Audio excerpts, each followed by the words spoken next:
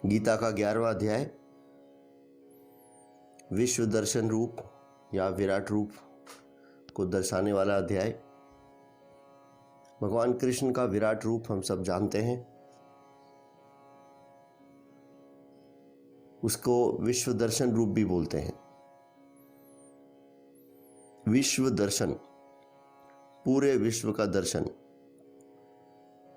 इसका मीनिंग क्या है?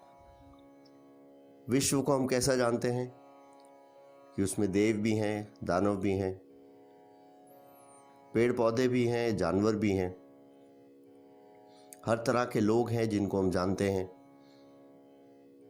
पंच महाभूत से बना हुआ ये पूरा का पूरा विश्व, हम इसको भी जानते हैं। ईश्वर को भी हम जानते हैं, जिस तरह से भी हम उनको समझते हैं, मानते हैं, वो सब ईश्वर। आज के कॉन्टेक्स्ट में बात करें तो जैसा विश्व है उसमें मंदिर भी है और सब धर्मों की भी जगह है। वो पूरा विश्व का हिस्सा है। उसमें शस्त्र भी हैं, अस्त्र भी हैं, जल भी है, समंदर, अग्नि भी है, वायु भी है, धरती भी है, सब कुछ है। यही कुछ दिखाने का उद्देश्य विराट रूप का था। जितना भी हम इस दुनिया को जानते हैं, जितनी भी चीज़ें हम जानते हैं, जो भी कुछ, वो सब विराट रूप का हिस्सा है, विश्व दर्शन रूप का हिस्सा है। वेद व्यास जी ने कोशिश किया अहम ब्रह्मास्मि के कॉन्सेप्ट को विराट रूप के थ्रू दिखाने का। 9वां और 10वां अध्याय में इसका इंट्रोडक्शन शुरू कर दिया था और 11वें में दिखाया। 11वें में कृष्ण बहुत कम बोले, अर्जुन ही ज़्यादा बोला। अर्जुन व्याख्यान कर रहा था कि मेरे को आपका विश्व रूप कैसा दिख रहा है। उसकी नज़र से, एक आम आदमी की नज़र से, अर्जुन जिसको एक आम आदमी की नज़र से दिखाया गया है गीता में, एक आम आदमी की नज़र से विश्व रूप कैसा देखना चाहिए, कैसा दिखना चाहिए, बहुत सुंदर तरीके से वेद व्यास जी ने अपनी लिमिटेशंस को ध्यान में रखते हुए इस चीज़ को दिखाया। उन दिनों ग्राफिक्स नहीं थे, उन दिनों ऐसे कोई मीडियम नहीं थे जिससे ये सब चीज़ें और ज़्यादा तरीके से दिखा सकते जैसा आज दिखा सकते हैं ग्राफिक्स और एनिमेशन के थ्रू। पर उस टाइम ये समझाया, और ये उनके कवि होने का और ऑथर होने का एक बहुत बड़ा, उनकी कुशलता का बहुत बड़ा प्रमाण है कि उन्होंने किस तरह से शब्दों में इन चीज़ों को पिरो दिया। लिमिटेशन ये थी कि ऐसे ही समझाते। वेदों में बात थी तत्त्वमसि, अहम ब्रह्मास्मि। वेदों की इन बातों को आम आदमी समझ नहीं पा रहा था। गीता लिखने का उद्देश्य यही था कि समझाया जाए आम आदमी को ये तत्त्वमसि क्या है। तो कैसे समझाए?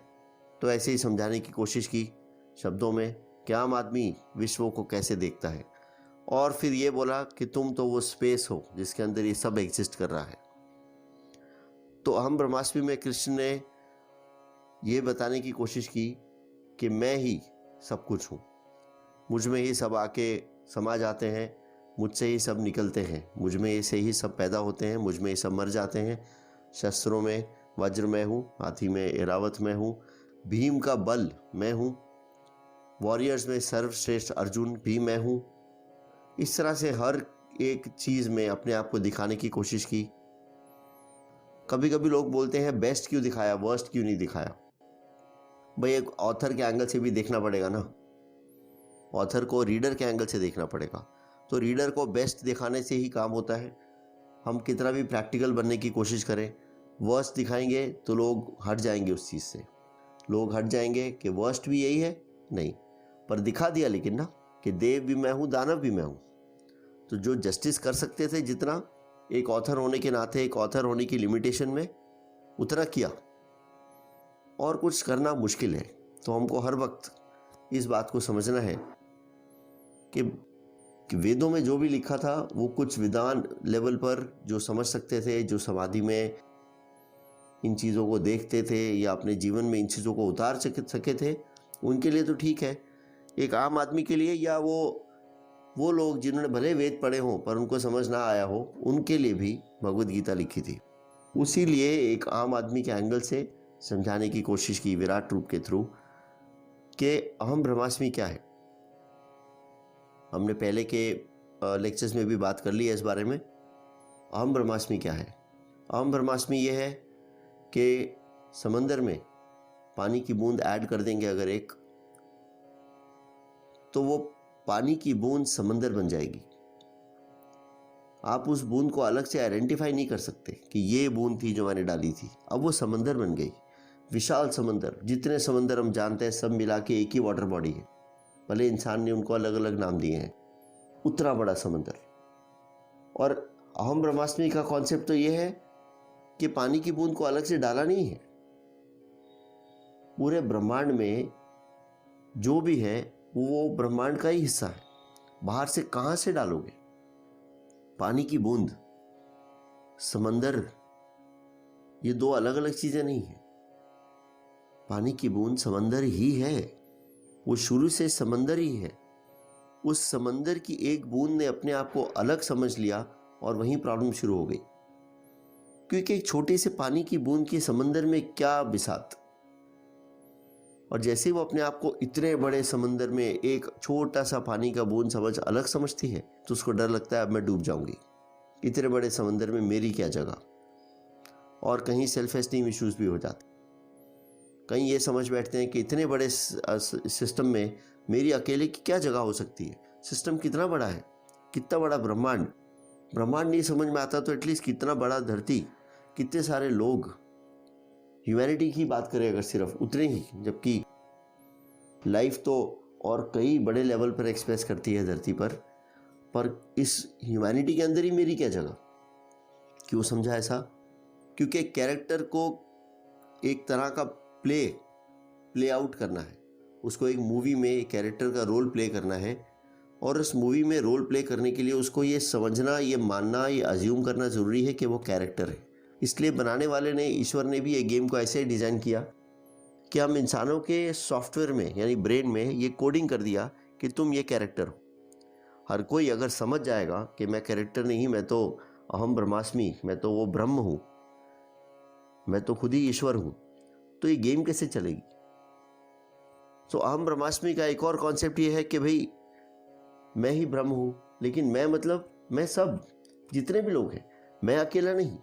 वो तो रावण बन जाएंगे, वो नहीं, हर कोई, हर इंसान, हर जानवर और हर एक नॉन लिविंग थिंग, क्योंकि उसके अंदर भी एटम तो वाइब्रेट कर ही रहा है। ब्रह्मांड का हर कण वही तो है।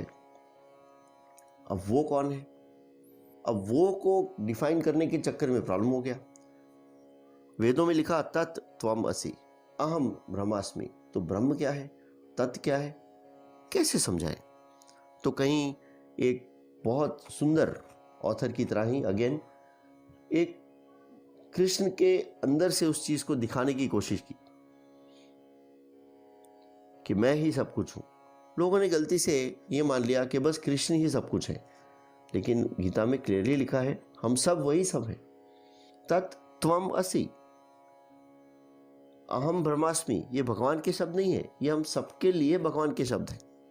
ये सिर्फ भगवान अपने लिए नहीं बोल रहे, ये वो एवर प्रेजेंट नित्य कॉन्शियसनेस है, चेतना, जो जड़ चीज को चेतन बना देती है।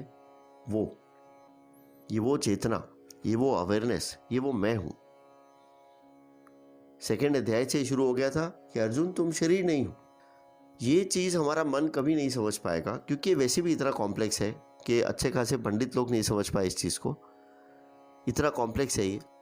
पर क्यों नहीं समझ पाए? क्योंकि हम अपने आप को शरीर के रूप में देख रहे हैं। हम शरीर तो है ही नहीं। ये हाथ पैर ना रहें तो भी मैं तो मैं ही हूं। ये शरीर के कुछ हिस्से ना रहें तो भी मैं तो मैं ही हूं। उसी तरह ये शरीर छोटे से बड़ा हो गया, कितना चेंज आया, आगे भी शरीर में चेंज आएगा। और साइंटिफिक लेवल पर तो हम समझते ही हैं, सेल्यूलर लेवल पर कि कितने सारे सेल्स हर वक्त चेंज हो रहे हैं। हर कुछ समय में 1 से 3 साल के अंदर अलग अलग लोगों का अलग अलग इसमें व्यू है। समझे कि एवरेज निकाले तो 2 साल के अंदर ये पूरा शरीर रिसाइकिल हो रहा है। ये आपका शरीर जो है अभी 2 साल पहले वो शरीर 100% अलग था जो आज है उससे, ये भी हम जानते हैं। तो हम ये शरीर कैसे हुए? हम वो हैं जो इस शरीर को एनिमेट किए हुए हैं। तो क्या मैं सिर्फ वो हूँ जो अनुराग के शरीर को एनिमेट किया हुआ है? नो, मैं वो हूँ जो इस पूरी दुनिया में जीवन की तरह फ्लो कर रहा हूँ। इस वक्त इस शरीर से अपने आप को फ्लो करता हुआ देख रहा हूँ और हर शरीर में अपने आप को फ्लो करता हुआ देख रहा हूँ। ये वो इलेक्ट्रिसिटी है जो हर इंस्ट्रूमेंट में से गुजर रही है। अब इंस्ट्रूमेंट ऐसा समझ ले कि मैं तो एसी हूँ, तुम छोटा सा पंखा, मैं कितना बड़ा इंस्ट्रूमेंट हूँ, तुम कितना छोटा इंस्ट्रूमेंट है। तो वो उस इंस्ट्रूमेंट की गलती है, उसने अपने आप को अलग समझ लिया। बिना इलेक्ट्रिसिटी के तुम कितना भी बड़ा एसी क्यों ना हो, क्या मोल है तुम्हारा? पंखा चल रहा है तो लोग एसी के पास नहीं पंखे के पास जाएंगे। अगर एसी नहीं चल रहा है तो कितना भी सुंदर बॉडी क्यों ना हो, कितना भी सुंदर शरीर क्यों ना हो, चलाने वाला तो इलेक्ट्रिसिटी है ना। उस जीवन को समझे। अहम ब्रह्मास्मि के थ्रू समझाने का पॉइंट ये था, या विराट रूप या विश्व दर्शन के रूप में ये समझाने का रूप था, पर्पज़ ये था, इस पूरे प्रोसेस को समझाने का पर्पज़ ये था कि मैं ये शरीर नहीं हूँ। मैं क्या हूँ ये मन डिफाइन करने की कोशिश करेगा तो वो तो शरीर से अटैच्ड है, तो उसका तो प्रोसेस ही गलत होगा। और गलत होगा इसलिए गलती होगी, गलत तरीके से गलत भ्रांतियाँ फैलेंगी और वही फैलती आ रही हैं। ये हर किसी को गीता को एक स्टार्टिंग लेवल पर, एक इनिशियल लेवल पर गाइड समझकर आगे की जर्नी खुद लड़नी पड़ेगी, खुद ही चलना पड़ेगा। ये देखना पड़ेगा कि मैं शरीर नहीं हूं तो फिर हूं क्या? कौन है ये इस शरीर में जिसके चले जाने से इस शरीर को मृत कहा जाएगा, और इस मृत शरीर को दुनिया के लोग भले ये कितना भी सक्सेस क्यों ना अचीव किया हो, कितना भी कुछ क्यों ना अचीव किया हो, यही दुनिया के लोग जिसको रिस्पेक्ट भी करते हो, चाहे वो संत ही क्यों ना हो बहुत बड़ा, इमीडिएटली उस शरीर को डिस्पोज ऑफ करने की कोशिश करेंगे। ये वो शरीर जिसके साथ में थ्रू आउट अटैच था,